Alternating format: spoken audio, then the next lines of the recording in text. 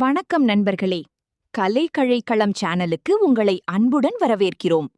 வெற்றி, ஊக்கம் மற்றும் வாழ்க்கை பாடங்களை நாம் இங்கே பகிர்கிறோம். வாருங்கள், இன்றைய ஸ்டோரி பார்க்கலாம். கைலாயமலை. பனித்துளிகள் துளிர்க்கும் அந்த தெய்வீக இடத்தில் அமைதியும் ஆனந்தமும் ஒன்றாய் கலந்திருந்தது. அங்கே தியானத்தில் அமர்ந்திருந்தார் சிவபெருமான். அவரின் அருகில் கருணை நிறைந்த முகத்துடன் பார்வதி தேவி அமர்ந்திருந்தார். ஆனால் அந்த நாளில் சிவபெருமானின் மனதில் ஒரு சிறிய சந்தேகம் தோன்றியது. ஒரு நாள் தேவர்கள் மற்றும் முனிவர்கள் அனைவரும் கைலாயத்தில் கூடியிருந்தனர். அவர்கள் அனைவரும் ஒரே குரலில் கூறினர், உலகத்தில் மிகப்பெரியது எது? அந்த கேள்வி சுலபமாக தோன்றினாலும் அதன் உள்ளே இருந்தது ஒரு ஆழமான உண்மை. சிலர் சொன்னார்கள், அன்பே மிகப்பெரியது. மற்ற சிலர் கூறினர், அறிவே உயர்ந்தது. இன்னொருவர் சொன்னார், சக்திதான் அனைத்தையும் ஆள்கிறது. இந்த பல பதில்களையும் கேட்ட சிவபெருமான் சற்றே சிரித்தார். ஆனால் உள்ளுக்குள் யோசித்தார், இந்த உலகில் உண்மையாக மிகப்பெரியது எது? அன்பா, அறிவா, சக்தியா? அவர் பார்வதி தேவியை நோக்கி கேட்டார், தேவி, இந்த மூன்றில் எது உண்மையில் உயர்ந்தது? பார்வதி தேவியின் முகத்தில் ஒரு அமைதியான புன்னகை. அவர் மெதுவாக சொன்னார், இந்த கேள்விக்கான பதில் வார்த்தைகளால் அல்ல, அனுபவத்தால் தான் புரியும். அந்த நொடியில் சிவபெருமான் ஒரு தீர்மானம் எடுத்தார். இந்த உலகிற்கு நான் ஒரு சோதனை தருகிறேன். அன்பு, அறிவு, சக்தி, இதில் எது உண்மையில் பெரியது என்பதை நான் கண்டுபிடிக்கிறேன். அந்த சோதனை யாரை நோக்கி? எப்படி நடக்கும் அந்த நிகழ்வு? யார் அதை நிரூபிப்பார்கள்? இதற்கான பதில் அடுத்த பகுதி. முருகன் பிறப்பின் ரகசியம். சிவன் வந்த தருணம். அந்த நேரம் அண்டம் முழுவதும் ஒரு அதிசயமான அமைதி நிலவியது. காற்று கூட அசையாமல் நின்றது போல.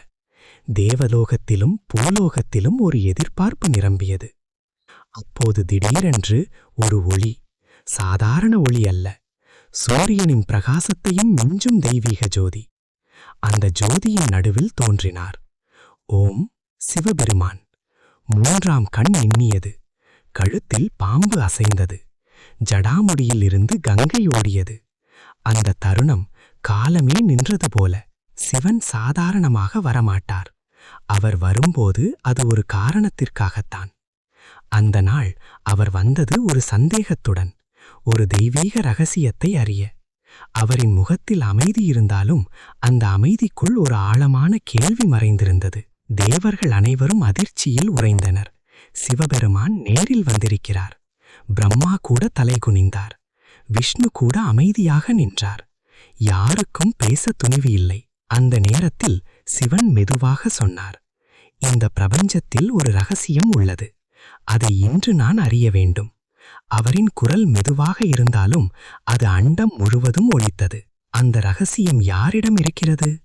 அந்த கேள்வியின் பதில் ஒருவரிடம்தான். அவர் முருகன். அப்போதுதான் தொடங்குகிறது ஒரு அதிசயமான சம்பவம். அப்பா மகனிடையே நடந்த அறிவின் பரிசோதனை. சிவன் கேள்வி கேட்டார். முருகன் சிரித்தார். இந்த ரகசியத்தை சொல்ல நான் தயார். ஆனால் ஒரு நிபந்தனை.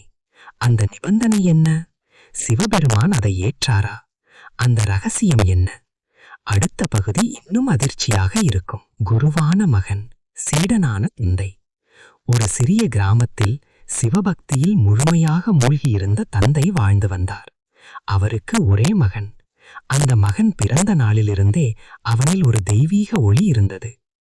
அவன் பேசும் வார்த்தைகள் கூட சாதாரணமாக இல்லை, ஞானத்தின் வாசனை கொண்டவை. தந்தை எப்போதும் சிவனை வழிபட்டு என் மகன் நல்லவனாக வளர வேண்டும் என்று வேண்டிக் கொண்டார். ஆனால் காலம் செல்ல செல்ல மகனின் உள்ளுணர்வு தந்தையை ஆச்சரியப்படுத்தியது. ஒரு நாள் தந்தை சிவபெருமானின் மகிமையை மகனுக்கு சொல்லிக் கொண்டிருந்தார். அதற்குள் மகன் அமைதியாக சிரித்தான். அப்பா, சிவன் யார் தெரியுமா என்று கேட்டான். தந்தை சிரித்தார். நான் வாழ்நாளெல்லாம் வழிபடும் கடவுள்தான் சிவன். நீ என்ன கேட்கிறாய்? அப்போது மகன் மெதுவாக கூறினான், அப்பா, சிவன் வெளியில் இல்ல, உன் உள்ளே இருக்கிறார். நீ அவனை வெளியில் தேடிக்கொண்டிருக்கிறாய். இந்த வார்த்தைகள் தந்தையின் உள்ளத்தை அதிர வைத்தது. அவன் ஒரு குழந்தைதான். ஆனால் அவன் சொன்னது ஒரு பெரிய சத்தியம். அந்த நாள் முதல் தந்தை மகனை ஒரு சாதாரண மகனாக பார்க்கவில்லை, அவனை குருவாக பார்க்க ஆரம்பித்தார். மகன் அவருக்கு தியானம் கற்றுக் கொடுத்தான். உள்ளுணர்வை அறிய வழிகாட்டினான். அறிவின் வெளிச்சத்தை ஏற்றினான். ஒரு நாள் தந்தை மண்டியிட்டு மகனின் முன் நின்று கூறினார், இன்று முதல் நீ என் மகன் இல்லை, என் குரு. மகன் சிரித்தான். அப்பா, குருவும் சீடனும் வேறில்லை, உண்மை ஒன்றே. அந்த தருணத்தில் தந்தை உணர்ந்தான், அறிவு வயதை காணாது, ஞானம் யாரிடமும் பிறக்கலாம். ஓம் பிரணவ உபதேசம் முழு கதை வடிவில். மலைகள் அமைதியாக நின்றன. தேவர்கள் தங்கள் பணியில் மூழ்கினர். ஆனால் அந்த நாளில் ஒரு பெரிய குழப்பம் உலகையே சூழ்ந்தது. சிவபெருமான் தனது திருக்கைலாயத்தில் அமர்ந்திருந்தார். அவரின் மனதில் ஒரு சந்தேகம் எழுந்தது. ஏன் என்ற பிரணவத்தின் உண்மையான அர்த்தம் என்ன? இந்த கேள்வி சாதாரணமல்ல. இது எல்லா மந்திரங்களுக்கும் மூலமான ரகசியம். அவர் உடனே பிரம்மாவை அழைத்தார். பிரணவத்தின் அர்த்தத்தை விளக்குவாயா என்று கேட்டார். பிரம்மா தயங்கினார். அவர் பல வேதங்களை அறிவார். ஆனால் இந்த கேள்விக்கு அவர் பதில் சொல்ல முடியவில்லை.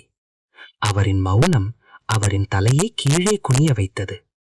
அந்த நேரத்தில் அங்கு வந்தார் முருகன். முருகனின் கோபம். முருகன் அந்த காட்சியை பார்த்தார். பிரம்மா பதில் சொல்லாமல் நிற்பதை கண்டார். நீ படைப்பின் கடவுள், ஆனால் உனக்கு பிரணவத்தின் அர்த்தமே தெரியாதா? இந்த வார்த்தைகள் சின்ன சினமல்ல, அது உண்மையின் தீ. முருகன் கோபமடைந்தார். அவர் உடனே பிரம்மாவை சிறையில் அடைத்தார். பிரம்மா இல்லாமல் படைப்பு நின்றது. புதிய உயிர்கள் பிறக்கவில்லை. உலகம் மெதுவாக நின்றது. தேவர்கள் பதற்றத்தில் மூழ்கினர்.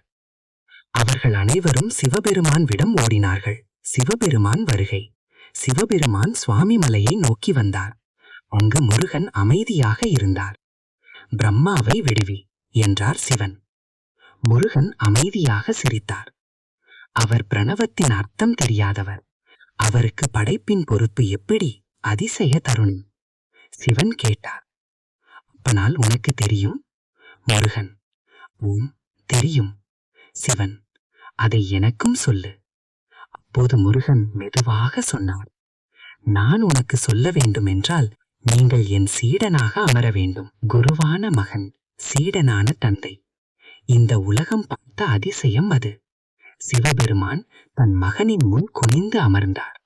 முருகன் குருவாக உயர்ந்தார். இந்த தருணம் நேரம் கூட நின்றது போல இருந்தது. பிரணவ உபதேசம். முருகன் சிவனின் காதில் மெதுவாக சொன்னார், ஓம். அந்த ஓம் சாதாரண ஒளி அல்ல. அது படைப்பின் ஆரம்பம், வாழ்க்கையின் நடப்பு, முடிவின் அமைதி. படைப்பு, ஊ பாதுகாப்பு, அழிவு, அதற்கு பின் அமைதி, பொருள். சிவபெருமான் கண்களை மூடி அந்த உண்மையை உணர்ந்தார். இந்த உபதேசம் நடந்த இடம் சுவாமிமலை. அங்கு முருகன் சுவாமிநாதன் என அழைக்கப்படுகிறார். அதாவது சிவனுக்கே குருவான். பிரம்மா விடுவிக்கப்பட்டார். உலகம் மீண்டும் இயங்கத் தொடங்கியது. ஆனால் அந்த நாள் ஒரு பெரிய உண்மையை உலகம் கற்றுக்கொண்டது. அறிவு வயதை காணது. ஞானம் யாரிடமும் பிறக்கல். இந்த கதை ஒரு புராணம் மட்டுமல்ல, இது நமக்கு வழிகாட்டும் ஆன்மீக விளக்கு. சுவாமிமலை. சிறப்புகள். சுவாமிமலை என்பது முருகப்பெருமானின் 6 படைவீடுகளில் 4வது படைவீடு. இது ஆன்மீக ரீதியாக மிக உயர்ந்த முக்கியத்துவம் வாய்ந்த தலம். இதன் சிறப்புகளை விரிவாக பார்க்கலாம். பிரணவ உபதேசத்தின் தலம். சுவாமிமலையின் மிக பெரிய சிறப்பு, இங்கு முருகன் தன் தந்தையான சிவபெருமானுக்கே ஓம் என்ற பிரணவ மந்திரத்தின் அர்த்தத்தை உபதேசித்தார். இதனால் முருகன் சுவாமிநாதன், குருவாக இருந்தவர் என்ற பெயரை பெற்றார். குருவான மகன், சீடனான தந்தை. இங்கு ஒரு அதிசயமான தத்துவம் வெளிப்படுகிறது. மகன் முருகன், குரு. தந்தை சிவன், சீடன். இது அறிவு வயதை காட்டாது என்ற உண்மையை எடுத்து காட்டுகிறது. சுவாமிமலை மிக உயரமான மலை அல்ல, ஆனால் மிக ஆழமான ஆன்மீக அர்த்தம் கொண்டது. சிறிய உயரம் இருந்தாலும் இங்கு கிடைக்கும் ஞானம் அளவிட முடியாதது. தனித்துவமான கோவில் அமைப்பு. முருகன் மலை மேல் இருக்கிறார். சிவன் மற்றும் பார்வதி கீழே உள்ளனர். இது முருகன் குருவாக உயர்ந்த நிலை. என்பதை சின்னமாக காட்டுகிறது. அறிவும் ஞானமும் தரும் சுவாமி மலைக்கு வருபவர்கள் கல்வி வளர்ச்சி, புத்திசாலித்தனம், ஆன்மீக ஞானம் என்பவற்றை பெறுவார்கள் என்று நம்பப்படுகிறது. முக்கிய திருவிழாக்கள். இங்கு கொண்டாடப்படும் விழாக்கள் தைப்பூசம், பங்குனி உத்திரம், ஸ்கந்த சஷ்டி. இவ்விழாக்களில் ஆயிரக்கணக்கான பக்தர்கள் தரிசனம் செய்கிறார்கள். முடிவுரை. சுவாமி மலை என்பது ஒரு கோவில் மட்டுமல்ல, இது அறிவின் உச்சி என கருதப்படும் தெய்வீக தலம்.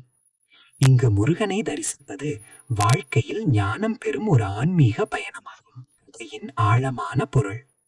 இந்த கதை ஒரு புராணம் மட்டும் இல்லை, இது அறிவு வயதை காணாது. சத்தியம் எங்கிருந்தாலும் ஏற்க வேண்டும்.